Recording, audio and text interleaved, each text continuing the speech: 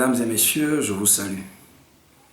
Alors, l'article 15 de la Constitution du Cameroun, qui a été rédigé dans le cadre, n'est-ce pas, du titre 3 de la Constitution traitant du pouvoir législatif et visant expressément le député, peut-il s'appliquer aux élus locaux, conseillers municipaux ou conseillers régionaux? Alors, telle est la question à laquelle nous allons répondre dans le cadre de cette capsule-là.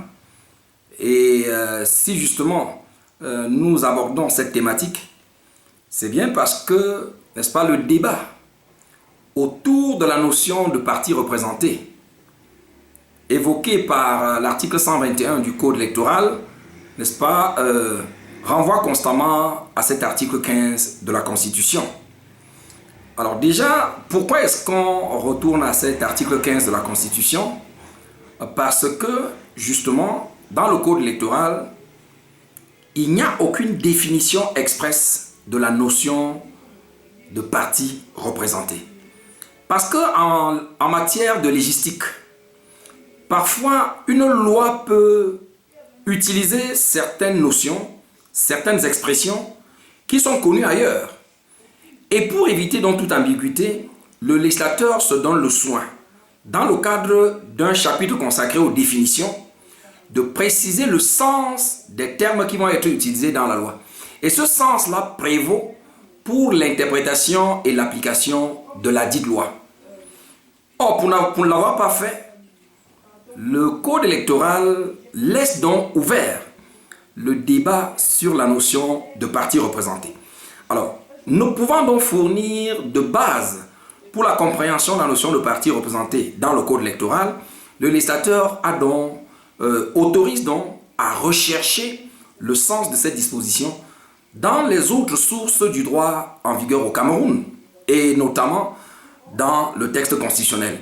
Voilà donc comment est-ce qu'on arrive à retrouver dans l'article 15 notamment aux alinéas 2 et 3 des références permettant donc de donner un sens à la disposition légale.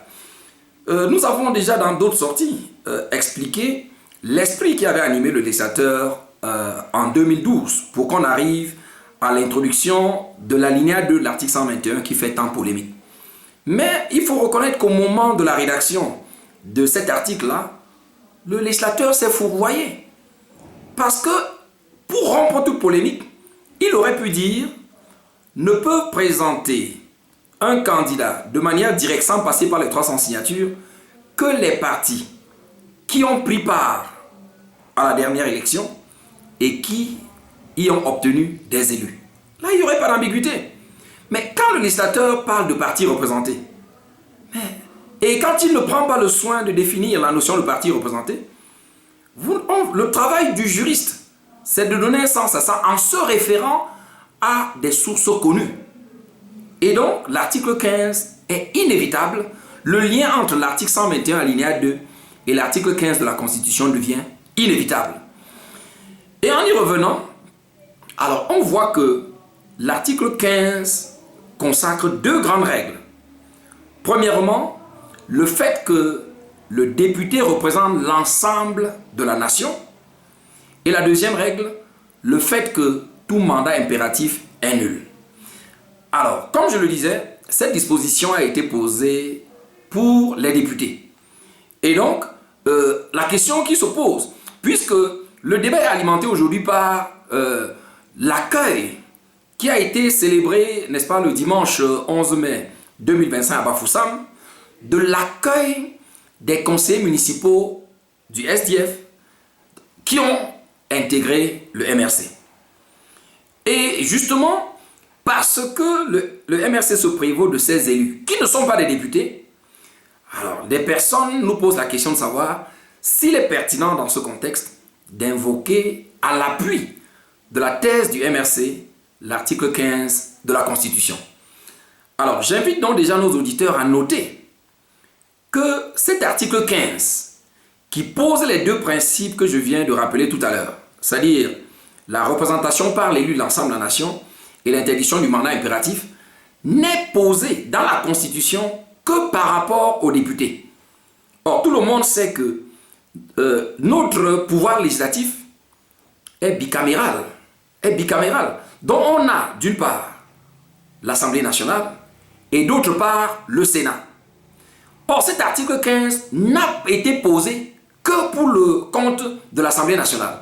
Et donc, rien n'est dit sur le cas des sénateurs. Or, en exploitant les publications de Cameroun Tribune, de tous ceux qui soutiennent les thèses du RDPC par rapport aux partis représentés, mais on va bien se rendre compte que dans les éléments leur permettant de dire que ces partis sont représentés, on voit très bien qu'ils citent également les sénateurs. Or, aucune disposition dans la Constitution ne prévoit les mêmes dispositions à l'égard des sénateurs. Donc c'est déjà un indice qui montre que l'article 15 de la Constitution ne peut pas être compris uniquement dans le cadre strict, n'est-ce pas, des députés, mais s'applique à tout mandat électif, à tout mandat politique électif. Donc la première illustration, c'est déjà le cas des sénateurs, pour lesquels il n'y a pas une disposition analogue à l'article 15. Et donc, à partir de là, vous comprenez que cette même disposition peut s'appliquer aux conseillers municipaux. Parce que le droit, en tant qu'un art, en tant qu'une science, comporte des principes par lesquels on peut donner un sens à une disposition légale. Et il y a donc entre autres ce qu'on appelle le raisonnement par analogie. C'est justement ce raisonnement par analogie qui permet d'étendre l'article 15 aux sénateurs, alors que sa lettre ne considère que le cas des députés. Et lorsqu'on parle du raisonnement par analogie, en fait, il s'agit d'une méthode d'interprétation de la règle de droit qui permet d'étendre une règle clairement énoncée pour une situation, n'est-ce pas? D'étendre donc cette règle aux autres situations non visées, mais qui posent la même problématique. Et la problématique dans ce cas, c'est laquelle? Voilà justement la question qui va être posée pour justifier, n'est-ce pas, que cet article 15 soit étendu aussi bien aux sénateurs qu'aux conseillers municipaux. La problématique est celle-ci. Quel est le destin du lien du député, du sénateur, du conseiller régional ou du conseiller municipal avec le parti qu'il a élu après qu'il ait obtenu son mandat? Voilà la question. Autrement dit, quel est le type de rapport que l'élu, qu'il soit conseiller municipal, régional, sénateur ou député, entretient avec son parti au lendemain de son élection? Dans cette problématique posée ainsi, vous comprenez donc que à partir du moment où l'article 15 fournit une réponse, celle-ci peut bien être étendue à tous les autres élus. Alors, en d'autres termes, par rapport à la question que j'ai posée, on devrait se demander, est-ce que le lien entre l'élu et son parti est un lien immuable? Alors, du moins pendant toute la durée du mandat. Ou alors, est-ce qu'il s'agit d'un lien résoluble à tout moment? Et les conséquences qui pourraient justement résulter d'une éventuelle résolution de ce lien intervenant en cours de mandat. Alors, par rapport à ça, l'article 15 a posé le principe de l'interdiction du mandat impératif que l'on interprète encore comme étant la consécration du mandat représentatif. Et l'interdiction du mandat impératif, ou alors la consécration du mandat représentatif, a pour but majeur de préserver la liberté de l'élu par rapport à son parti. L'élu n'est donc pas prisonnier du parti qu'il a investi. Ce n'est pas parce que le parti l'a investi qu'il demeure prisonnier. Le mandat représentatif a pour but principal de ménager la liberté de l'élu vis-à-vis du parti qu'il a investi. À telle sorte que, dans ses délibérations, dans ses opinions, il n'est pas tenu de respecter la ligne du parti. Au niveau de sa liberté de transhumance. Mais au lendemain de son élection, une fois qu'il a son mandat, il peut claquer la porte du parti qu'il a investi. Il peut en être exclu. Alors les gens invoquent des arguments d'ordre moral. Ou disent oui, est-ce que c'est loyal pour un député ou bien pour un maire d'abandonner le parti qu'il a investi? Ce n'est pas une question sentimentale. On est loin d'une question sentimentale, c'est une question de droit. Et le législateur camerounais le plus élevé, à savoir le constituant, a fait le choix d'opter pour un système de représentation qui privilégie l'élu sur le parti. C'est de ça qu'il est question. Et alors, bénéficiant d'un mandat représentatif, l'élu, n'est-ce pas, garde sa fonction malgré qu'il soit exclu ou qu'il démissionne. Voilà déjà la première conséquence du mandat représentatif. Cela veut dire qu'en cas de rupture du lien entre l'élu et le parti qu'il a investi, il ne perd pas le mandat que le parti lui a permis d'avoir. On ne perd pas ça de vue. Il ne perd pas son mandat. Pourtant, le devoir de redevance aurait pu justifier que un acte de déloyauté à l'égard du parti le prive de son mandat. Mais tout le monde peut être d'accord avec moi que la première conséquence de l'interdiction du mandat impératif, c'est de maintenir l'élu en fonction, quand bien même il aurait rompu le lien avec son parti. Et la deuxième manifestation de cette liberté-là, c'est que l'élu est libre, en cours de mandat, de rallier n'importe quel parti, n'importe quel autre parti de son choix. Et donc, il peut rester dans son parti s'il le veut. S'il estime qu'il n'a rien à reprocher à son parti, tant mieux. Mais il peut aussi rallier un autre parti déjà représenté à l'instance où il se trouve. N'est-ce pas? C'est-à-dire qu'un parti qui a d'autres militants qui siègent avec lui. Mais il peut aussi rallier un parti qui n'a pas d'élus, qui n'a pas de militants dans l'assemblée où il se trouve. Et c'est le cas du MRC. C'est le cas du MRC. De même que l'élu a la possibilité de créer un nouveau parti. C'est son droit. C'est la conséquence du mandat représentatif. Peu importe les états d'âme que les uns et les autres peuvent exprimer. C'est la Constitution qui le dit. Et le premier devoir de chacun de nous, y compris du chef de l'État, c'est de veiller au respect de la Constitution. C'est-à-dire de donner à la Constitution toute sa vigueur, tout son effet, tel que le constituant qui est le législateur suprême de l'État l'a voulu. Alors on ne va pas revoir le sens du mandat représentatif au Cameroun simplement parce qu'il s'agit de contenter quelques individus. Et puis on sait très bien les effets pervers du mandat représentatif qui donnent l'impression que l'élu est déloyal ou bien qu'il a profité, n'est-ce pas, des investissements du parti et pour se promouvoir lui-même, ou bien qu'il fait profiter à un parti qui a peut-être boycotté l'élection, n'est-ce pas, des investissements d'un autre parti. Mais c'est le choix du constituant. On n'y peut rien. Et donc, à partir de là, vous comprenez que quand l'élu démissionne de son parti, ou bien en est exclu, et rallie un autre parti, mais il va continuer à siéger en tant que qui? En tant que porte-étendard de sa nouvelle formation politique. Donc, ces militants transfuges du SDF qui ont rallié le MRC, aujourd'hui, puisque nous sommes au lendemain de leur accueil, ils sont encore au conseil municipal de Bafoussam 1er. Ils ne vont pas en être chassés. Et s'il y avait une fiche de présence qui devrait circuler, et devant laquelle on demandait par exemple le parti de chaque conseil municipal, Maître Sapi Lavoisier et ses amis n'écriront pas SDF. Ils écriront très bien MRC. Comme pour dire que, à partir de cet accueil, ces conseillers municipaux siègent au sein du conseil municipal de Bafoussam 1er comme des militants du MRC. Et c'est ça la représentation. Représenter. On ne va pas créer un autre sens du mot représenter au Cameroun qui défie tout entendement. Représenter, c'est siéger, figurer au nom de quelqu'un pour défendre ses intérêts. C'est ça représenter. Et en droit, il n'y a que deux hypothèses où on peut représenter quelqu'un sans son avis. Dans le cas des personnes morales et dans le cas de décès, je voulais dire, dans le cas de décès et dans le cas d'incapacité. C'est-à-dire en matière successorale, on sait que les descendants d'une personne prédécédée par rapport au défunt dont la succession est ouverte le représentent dans la succession de leur grand-père, par exemple. Donc, alors, le père des enfants étant déjà décédé, ses enfants le représentent. Il n'est plus là pour manifester sa volonté. Voilà une hypothèse de représentation consacrée en droit civil et dont l'application se retrouve notamment en matière successorale. La deuxième hypothèse où on peut représenter sans l'avis, n'est-ce pas, du titulaire du droit, c'est en matière d'incapacité. Quand un parent s'en va siéger pour son enfant, Il n'a pas besoin de demander le consentement à l'enfant parce que l'enfant est frappé en principe d'une incapacité générale d'exercice. Et c'est la loi, c'est l'autorité de la loi qui veut que le père ou la mère aille siéger là où les intérêts de l'enfant sont mis en cause.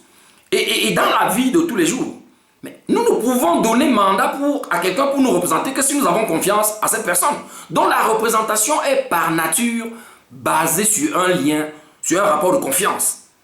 Alors si on comprend la représentation ici, mais comment est-ce qu'on peut penser que des conseillers municipaux qui ont été chassés de leur parti originaire continuent de représenter ce parti-là, ce parti qui les a chassés, ou bien le parti duquel ils ont démissionné? Ça ne fait pas sens. C'est le bon sens. Donc, vous comprenez que si le mandat représentatif de l'élu lui donne la latitude, n'est-ce pas, de naviguer, de migrer de parti en parti, cela montre également que cette représentation est dynamique. Cette représentation est dynamique. Au moment de son investiture, l'élu porte, parce que le terme représenté pose un problème. Au moment de son investiture, l'élu porte l'étendard du parti qu'il a investi. Ça va de soi. Mais à partir du moment où il en démissionne ou bien il est exclu et qu'il rallie un autre parti, fut-il un parti créé, nouvellement créé, c'est l'étendard de ce parti qui figure dans le conseil municipal. C'est l'étendard de ce parti qui figure. Et donc, la représentation est dynamique. Ce qui veut dire que, au cours du même mandat, un élu peut, en fonction des tranches, n'est-ce pas, de ses migrations, représenter plus d'un parti. Mais chaque représentation ne vaudra que pour la période du mandat pendant laquelle l'individu siégeait comme militant du dit parti. C'est ça le bon sens. Alors, ayant donc expliqué que l'article 15 s'applique aux conseils municipaux, il faut savoir que notre jurisprudence regorge de plusieurs cas où cet article 15 a été invoqué. Le 22 septembre 2014, le RDPC exclut de ses rangs Madame Élise Henriette Boula, épouse Essamé, alors maire de la commune de Konsamba 3e. Et chacun peut se rappeler cette histoire. Car en fait, pour les besoins de l'élection de l'exécutif municipal, le comité central du RDPC avait donné des instructions sur la personne qu'il voulait voir porter à la tête de la commune de Konsamba 3e. Mais, arrivé au sein du conseil municipal, Madame Essamé a réussi, par des stratégies qu'elle maîtrise seule, à rallier l'essentiel des conseillers municipaux à sa cause, tel que contre les directives du parti, elle a pu être élue comme maire. Alors c'était un acte de défiance intolérable vis-à-vis du RDPC qu'il avait investi, et le RDPC dont l'a exclu de ses rangs. Mais Madame Essamé, exclue du RDPC en 2014, est restée en fonction comme maire jusqu'en 2020. Je dis bien jusqu'en 2020. Alors il ne faut pas que lorsque ça s'applique aux militants du RDPC, que l'on trouve que c'est normal. Et que lorsque ça va profiter aux autres partis, on trouve que c'est un problème. Et en son temps, répondant aux questions des journalistes sur le sort de Madame Essamé, à la suite de son exclusion du RDPC, les journalistes avaient demandé à M. René Emmanuel Sadi, ministre de l'administration territoriale, membre du comité central du RDPC, ce qu'il allait advenir de Madame Essamé au lendemain de son exclusion du RDPC, notamment par rapport à sa fonction de maire de la commune de Konsamba 3e. Alors, M. René Emmanuel Sadi répondra aux journalistes clairement ceci: en dépit de la sanction qui lui a été infligée, Madame Élise Henriette Essamé demeure maire de la commune de Konsamba 3e, sauf si le conseil municipal venait à décider autrement. On sait que le régime des communes permet, n'est-ce pas, lorsqu'il y a crise, aux conseillers municipaux de déposer le maire, de le destituer. Mais là, c'est un mécanisme interne. Ça veut dire que Madame Essamé ne pourrait pas perdre son mandat du seul fait qu'elle a été exclue du RDPC, alors que c'est le RDPC qui l'a investi. Donc son exclusion du RDPC ne lui faisait pas perdre d'office sa fonction de maire. Il n'y avait que l'instance compétente pour la destituer éventuellement. Parole du ministre de l'administration territoriale, M. René Emmanuel Sadi, par ailleurs membre du comité central du RDPC. Ça, c'est un premier cas. Alors, le deuxième cas qui me vient à l'esprit, c'est le cas de M. Joseph Espoir Billon. Alors, le 3 mai 2021, ce conseil municipal, 6e adjoint au maire de Douala 5e, investi par le PCRN, claque la porte de ce parti. Je dis bien en mai 2021. Il claque la porte du PCRN, mais jusqu'à l'heure où je parle, il est en fonction à la mairie de Douala 5e. Personne ne s'est interrogé sur le mécanisme qui permet à M. Joseph Espoir Billon de continuer à siéger comme maire, alors que le PCRN qu'il avait investi, n'est-ce pas, il a rompu tout lien avec le PCRN. Il n'y a pas d'autre fondement au maintien de ces élus à leur fonction, malgré la rupture des liens avec leur parti, que l'article 15, notamment l'alinéa 3 de la Constitution, qui dit que tout mandat impératif est nul. Alors, le dernier cas en date, et le plus frais, et qui concerne justement même la commune, d'où venaient les élus qu'on a accueillis, c'est le 6 novembre 2024. On a noté la démission tonitruante, à grand renfort de publicité, parce que la démission d'ailleurs avait été annoncée 2 mois à l'avance, de M. Nyan Cyril, qui est le maire titulaire, n'est-ce pas, de la commune de Bafoussam 1er, la commune d'arrondissement de Bafoussam 1er, qui démissionnait du SDF comme ceux qu'on a accueillis l'autre jour au MRC, pour rallier les rangs du RDPC. À l'heure où nous parlons, c'est lui qui siège, c'est lui qui trône à la mairie de Bafoussam 1er. Et donc je dis, à partir de tous ces exemples, il ne fait donc l'objet d'aucun doute que l'article 15 de la Constitution, notamment dans ses alinéas 2 et 3, s'applique, mutatis mutandis, aux sénateurs, aux conseillers régionaux, mais aussi aux conseillers municipaux. Et c'est donc ce qui fonde le MRC à se prévaloir de cet article 15 pour dire que c'est désormais militants qui vont prendre part aux travaux du conseil municipal de Bafoussam 1er. Si on comprend la représentation comme le fait de siéger dans une instance pour défendre les intérêts de l'entité qu'on représente, le MRC est représenté. Et cette représentation, interprétée en lien avec l'article 121, alinéa 2 de la Constitution, permet au MRC de présenter directement le professeur Maurice Kamto. Ce n'est pas une question de sentiment, ce n'est pas une question partisane, c'est une question de droit. Et le droit a ses techniques qui permettent donc d'invoquer les types de raisonnements possibles, soit le syllogisme judiciaire, soit l'analogie, soit même le raisonnement à contrario, parce qu'en réalité, lorsque nous essayons de donner un sens à l'article 121 ici, en nous appuyant plutôt sur la notion de parti représenté, il faut voir que le texte lui-même tel qu'il est intitulé parle de parti non représenté. Pour dire que le parti non représenté doit passer par les 300 signatures. C'est par une autre technique juridique qu'on appelle le raisonnement à contrario que l'on permet de rattraper le sens de cette disposition en se référant maintenant au parti représenté, en prenant le contre-pied de ce que la règle a posé. C'est du droit et c'est un art. Il ne s'agit pas d'un domaine où n'importe quel, n'est-ce pas, quel parvenu va venir y mettre la bouche. Non. C'est du droit. Et le droit, c'est une science qui a ses règles.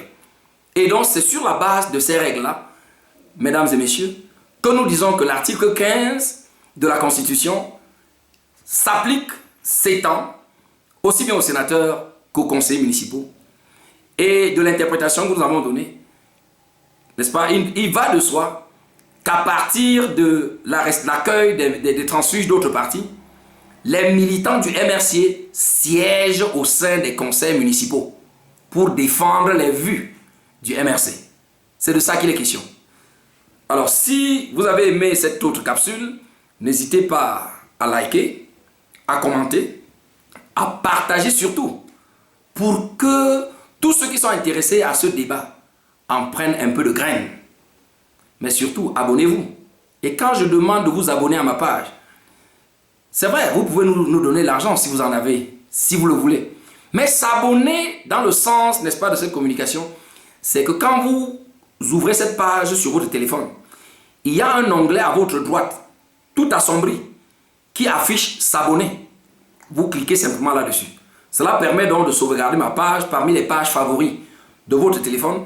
Et chaque fois que vous allez cliquer sur YouTube, s'il y a un nouveau contenu que j'ai publié, vous allez le trouver dans les affiches.